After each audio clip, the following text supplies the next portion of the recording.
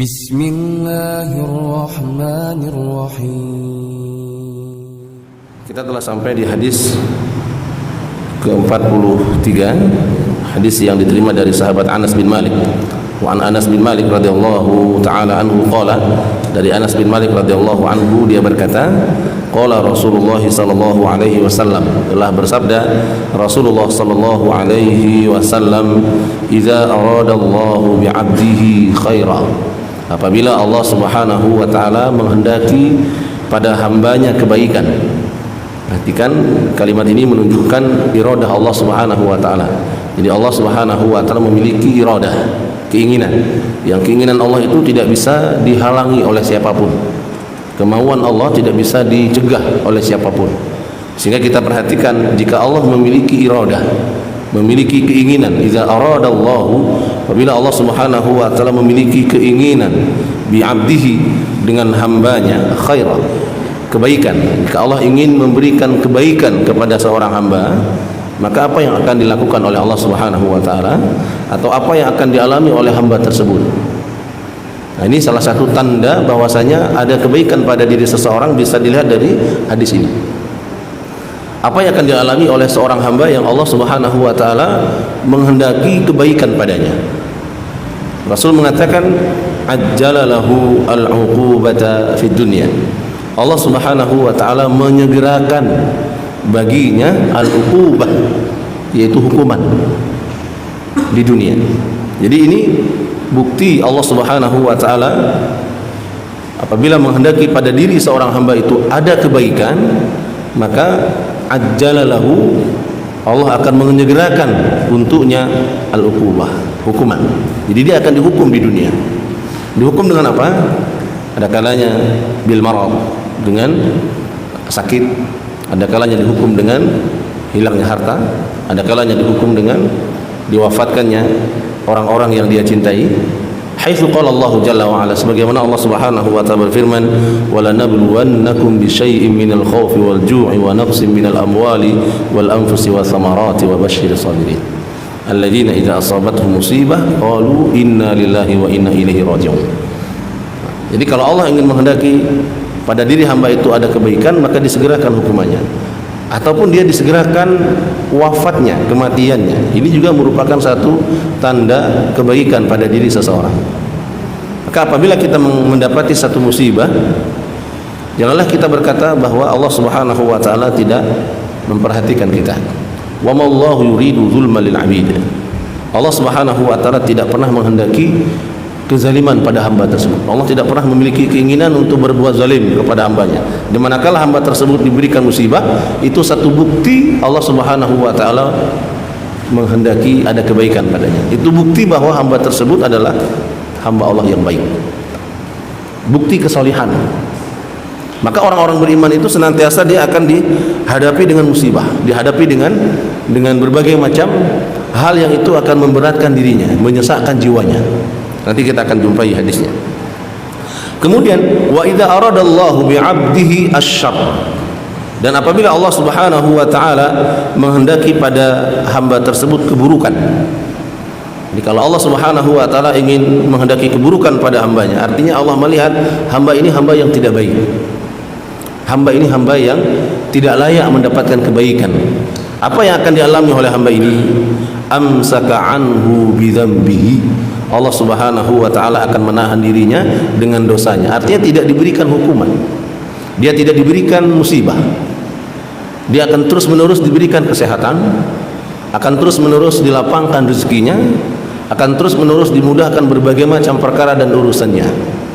Sehingga dia akan merasa bahwa Allah memuliakannya. Fa ammal insanu idza mabtalahu rabbuhu fa akramahu wa na'amahu fayaqulu rabbi akraman. Dia akan menganggap bahwa Tuhannya memuliakannya, padahal tidak. Itu adalah bagian daripada istidraj. Haitsu qala Allah jalla wa ala, sanastadrijuhum min haitsu la ya'lamun. Kami akan ulur dia, kami akan biarkan dia sementara dia tidak mengetahui. Dan berhati-hatilah di saat seseorang melakukan perbuatan maksiat, ternyata dia tidak diberikan hukuman. Ada beberapa kemungkinan, ada ihtimalat, ada beberapa kemungkinan. Kemungkinan pertama, Allah Subhanahu wa taala memberikan waktu kepadanya untuk bertobat. Diberikan kesempatan dia berbuat dosa, kemudian tidak langsung diberikan musibah sebagaimana di dalam kalimat yang pertama. Kalau Allah menghendaki kebaikan pada hamba tersebut, disegerakan langsung hukumannya di dunia. Tapi kalau dia tidak diberikan hukuman di dunia, maka kemungkinan pertama adalah Allah Subhanahu wa taala memberikan peluang padanya untuk bertobat. Dan kemungkinan yang kedua adalah tidak ada kebaikan pada hamba tersebut, sehingga dia akan merasakan keamanan dan kenyamanan. Fala ya'manu min makrillahi. Allah menyebutkan, maka janganlah sekali-kali kalian merasa aman dengan makar Allah Subhanahu wa taala. Allah memiliki rencana kepada kita. Innahum yakiduna kaida wa akidu kaida. Innahum yakiduna kaida. Mereka memiliki tipu daya, Allah juga memiliki rencana untuk mereka. Wa yamkuruna wa yamkurullah. Wallahu khairul makirin. Mereka membuat rencana, membuat makar, Allah juga membuat rencana untuk mereka. Dan rencana Allah yang paling besar kepada hamba Allah yang bermaksiat adalah diberikan istidraj. Dalam surat Al-An'am Allah Subhanahu wa taala menyebutkan dengan kalimat falamma nasu ma dzukiru bihi fatahna 'alaihim abwaaba kulli syai'. Tatkala hamba tersebut melupakan peringatan Tuhannya dan melupakan peringatan Allah Subhanahu wa taala, maka Allah akan membukakan seluruh pintu-pintu kesenangan, kebahagiaan. Dibukakan seluruhnya, kemudahan. Sehingga hatta idza farihu bima utu, sehingga apabila dia merasa puas, merasa bangga, merasa senang dengan hal itu, Allah Subhanahu wa taala melanjutkan firman-Nya, akhadnahum baktata. Allah akan mengambilnya secara tiba-tiba. Allah akan menghukumnya secara tiba-tiba. Fa idza hum mublisun, maka dia dalam kondisi berputus asa. Berapa banyak hamba Allah yang dalam kondisi dia bermaksiat, dia merasa aman dan nyaman. Orang-orang beriman berada dalam kondisi takut dan harap, antara khauf war raja. Kemudian di antara khauf dan raja, antara rasa takut dan rasa harap, di tengah-tengahi dengan rasa cinta kepada Allah Subhanahu wa taala. Ada rasa cinta, rasa takutnya menggiring dia untuk mencintai Allah Subhanahu wa taala. Harapnya kepada Allah menggiring dia untuk cinta kepada Allah Subhanahu wa taala. Sehingga dia berada dalam patron ini, dia dikawal. Dalam hidupnya dia dikawal dengan rasa takut dan rasa harap. Takut dia berbuat maksiat, takut dia terjerumus dalam perbuatan dosa. Kemudian manakala dia diuji oleh Allah Subhanahu wa taala, ada harapan kepada Allah, bainal khauf war raja. Kemudian menghadirkan cinta Allah Subhanahu wa taala. Sementara orang-orang yang Allah Subhanahu wa taala tidak menghendaki kebaikan padanya, dia berada di antara posisi aman dan nyaman. Merasa aman. Tidak perlu kita susah-susah, tidak perlu kita merasa takut dengan dosa, tidak perlu kita merasa takut dengan musibah, tidak perlu. Toh seluruh kita juga mati. Tidak perlu kita takut dengan sakit, toh seluruh sakit kan hal yang biasa. Mati juga hal yang biasa. Hari ini kita mendengar ada orang yang meninggal, itu hal yang biasa, biasa kita dengar. Tapi pernahkah kita membayangkan hal-hal setelah kematian? Mati itu biasa.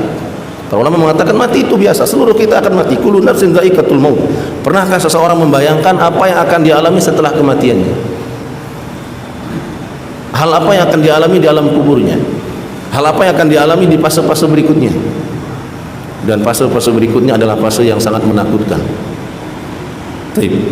Sampai kapan Allah Subhanahu wa taala menahan dirinya tidak diberikan musibah? Dalam hadis ini Rasul menyebutkan hatta yuwafiyahu bihi yaumal qiyamah, sampai dia diwafatkan, ya, sampai dinampakkan kepadanya nanti pada hari kiamat. Jadi tidak dihukum dia di dunia kecuali datang kematian. Ada orang yang berbuat maksiat, berzina, mati di atas tempat tidurnya ketika dia sedang berzina, tidak sempat bertobat. Subhanallah, waliyadzubillah, nas'alullah al-'afwa wassalamah. Kemudian berkaitan dengan hal ini pula Rasulullah SAW menyebutkan, wa qala an-nabiy sallallahu alaihi wasallam, inna 'idhamal jazaa'i ma'a 'idhamil bala'i. Sesungguhnya besarnya pahala itu berbanding lurus dengan besarnya musibah. Jadi semakin besar musibah yang dialami oleh seseorang, maka semakin besar pahala yang Allah Subhanahu wa taala akan berikan kepada hamba tersebut, semakin besar. Rasulullah bersabda, asyadul bala'i al-anbiya. Sebesar-besar musibah yang dialami oleh manusia adalah musibah yang dialami oleh para nabi. Tsummal amsalu fal amsal. Kemudian berikutnya berdasarkan kadar keimanan. Semakin tinggi seseorang meningkatkan frekuensi imannya, maka bersiap-siaplah. Dia harus mempersiapkan diri bahwa ujian akan datang seiring dengan naiknya keimanan. Ujian akan datang. Ya, ada kalanya ujian itu menimpa dirinya, ada kalanya ujian itu menimpa keluarganya, ada kalanya ujian itu menimpa hartanya, atau ada kalanya ujian itu menimpa agamanya. Menimpa agamanya. Artinya apa menimpa agamanya? Menimpa bagaimana dia bisa melakukan ibadah kepada Allah Subhanahu wa taala. Semakin berat. Semakin berat, semakin dia menapaki tangga-tangga keimanan, maka semakin dia berjalan dengan iringan musibah demi musibah. Semakin besar pula. Inna idhamil jazai ma'idhamil balai. Kemudian wa inna Allah ta'ala, dan sesungguhnya Allah ta'ala idza ahabba qauman, apabila Allah Subhanahu wa taala mencintai satu kaum, kalau Allah mencintai satu bangsa, satu kaum, maka ibtalahum, maka Allah akan memberikan musibah kepada kaum tersebut, memberikan musibah. Maka kita berbaik sangka, musibah demi musibah selalu kita alami, ya. Apalagi bangsa kita, bangsa Aceh, ya. Setelah musibah konflik, datang musibah tsunami, datang lagi musibah, terus musibah demi musibah datang. Maka satu sisi ini karena maksiat kita, satu sisi juga diselipkan cinta Allah Subhanahu wa taala di dalamnya. Ada cinta Allah. Sehingga Allah Subhanahu wa taala dengan musibah itu akan mentamhiz, akan memfilter, dilakukan filterisasi siapa yang berhak dicintai dan siapa yang berhak untuk mendapatkan kemurkaan Allah Subhanahu wa taala. Maka dalam kalimat berikutnya Rasul menyebutkan faman radiya falahu ridha. Barang siapa di antara kaum tersebut ridha dengan ketentuan Allah itu, maka Allah meridhoinya. Wa man sakhita falahu sukhtu. Maka barang siapa yang dia murka, tidak ridho dengan musibah yang menimpa kaumnya, termasuk dirinya juga mendapatkan bahagian daripada musibah itu, maka Allah Subhanahu wa taala akan murka kepada dirinya, akan memfilter. Maka berapa banyak hari ini musibah tsunami menyisakan hamba-hamba Allah yang bersabar, bersyukur, kemudian mereka menjadi orang yang saleh. Ya, berapa banyak hamba-hamba Allah di daerah kita dengan musibah tsunami menjadikan dia semakin bersabar, keluarganya diwafatkan oleh Allah. Dia bersyukur dia masih diberikan keselamatan oleh Allah. Kemudian dia menjadi orang soleh, dia menjadi orang yang baik, dia menjadi orang yang taat. Inilah orang-orang yang Allah Subhanahu wa taala ridhoi. Dan berapa banyak pula kita perhatikan hamba-hamba Allah yang dia juga mendapatkan musibah, hartanya hilang, keluarganya hilang, dia tidak ridho sehingga bertambah kemaksiatannya. Tidak ada perubahan sedikit. Musibah yang baru saja lewat, baru saja berlalu, dianggap sebagai hal biasa dalam hidupnya. Waliyadzubillah. Perhatikan ayat-ayat Allah Subhanahu wa taala. Allah menyebutkan kepada kita agar kita berhati-hati. Ya, berhati-hati dengan karena setiap hal yang kita alami seharusnya menjadi ibrah, menjadi pelajaran. Ya, semoga Allah Subhanahu wa taala sekali lagi memberikan kepada kita kebaikan, dan sekiranya Allah Subhanahu wa taala menguji kita dengan kebaikan, dengan musibah, maka musibah itu akan menaikkan keimanan kita sehingga kita menjadi hamba Allah yang terdekat dengan Allah Subhanahu wa taala. Kemudian